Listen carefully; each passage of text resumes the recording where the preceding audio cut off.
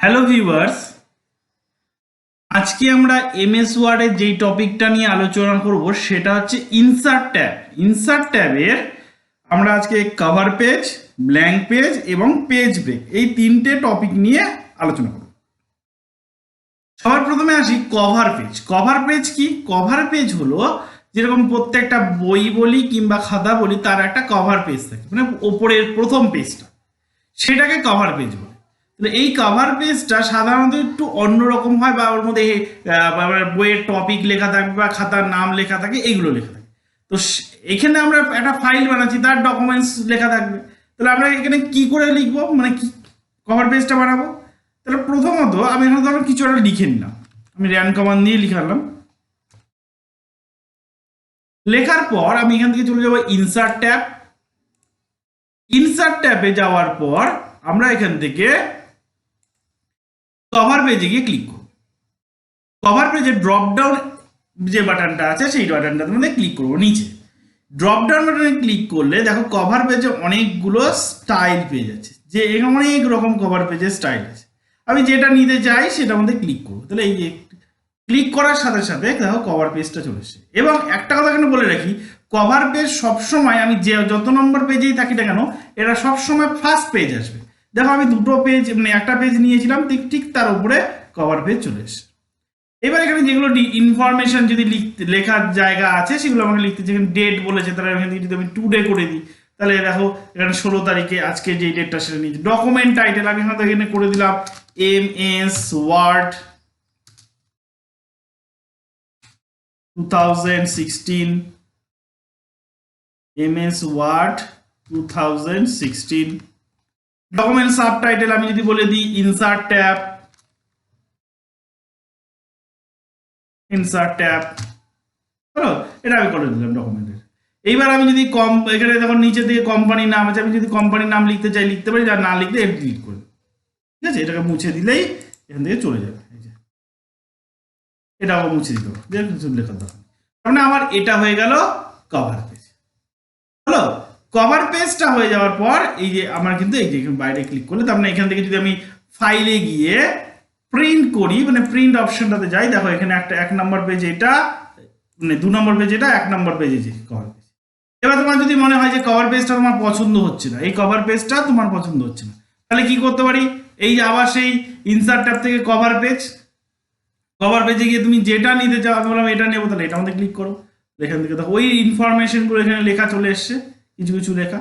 এগুলো এগুলো যেরকম এখানে ডেটটা আছে, আমি কোম্পানির নামটা যদি লিখতে চাই লিখতে পারি, না ডিলিট, আগেরটাও যেমন ডিলিট করে দিয়েছিলাম এখানেও ডিলিট করে দিতে পারি।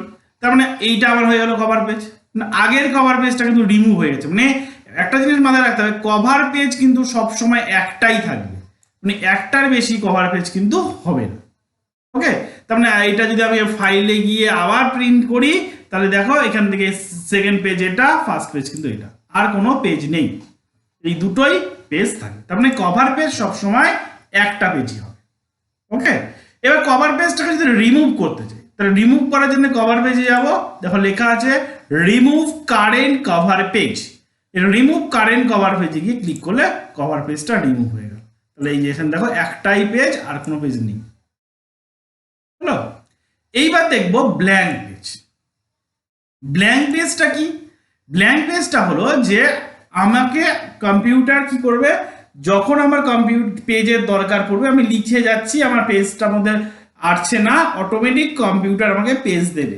কিন্তু লেখার জায়গা আছে, আমাকে কিন্তু কম্পিউটার কখনোই পেজ দেবে না। তার মানে আমি যদি বলি এখন এই পেজ আমি লিখতে পারবো, এই যে কারণ আমি এখান থেকে দেখতেই পাচ্ছি অনেকখানি জায়গা আছে, আমার কিন্তু কম্পিউটার দেবে না। হ্যাঁ, আরেকটা প্রসেস হবে, যদি তুমি এন্টার দিয়ে যাও, এন্টার দিয়ে গেলে অটোমেটিক লাস্ট এন্টার দিলে আমার একটা কম্পিউটার পেজ দেবে, কিন্তু সেটা একটা প্রসেস না। কিন্তু আমি বলছি আমি এইটুকু লেখার পরে আমি আর লিখবো না, তাহলে আমাকে কি করতে হবে? ইনসার্ট ট্যাবে গিয়ে ব্ল্যাঙ্ক পেজে গিয়ে ক্লিক করতে হবে। দেখো ব্ল্যাঙ্ক পেজে ক্লিক করলাম, আমাকে আরেকটা পেজ দিবে। এই পেজে আমি লিখলামই না, আমি আরেকটা পেজ দেবো, ওই যে ব্ল্যাঙ্ক পেজে গিয়ে ক্লিক করবো, তাহলে আরেকটা পেজ দিবে। তার মানে ব্ল্যাঙ্ক পেজে ক্লিক করলেই কম্পিউটার আমাকে যত ইচ্ছে পেজ দিবে, আদারওয়াইজ কম্পিউটার কিন্তু পেজ দেবে না। এবার যদি বলি কভার পেজটাকে যেমন রিমুভ করেছে, এটাকে রিমুভ করবো কি করে?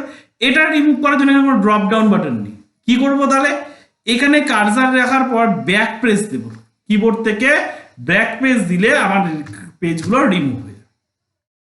ঠিক আছে, এই দেখো আর কোনো পেজ নেই, একটাই পেজ আছে।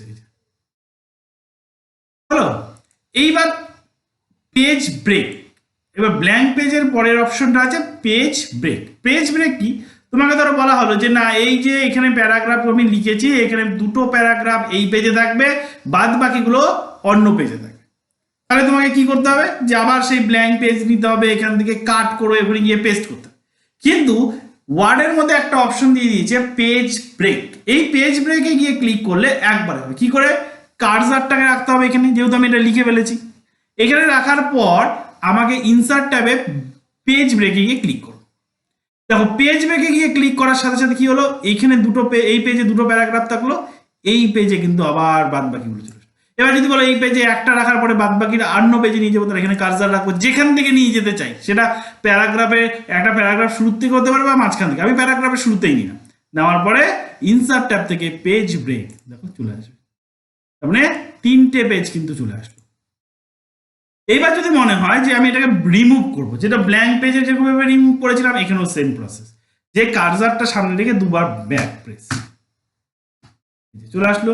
আবার এখানে সামনে নিয়ে যাও, নিয়ে গিয়ে দুবার ব্যাক প্রেস, ঠিক আছে, এই যে পেজ ব্রেকটা রিমুভ হয়ে গেল। ওকে।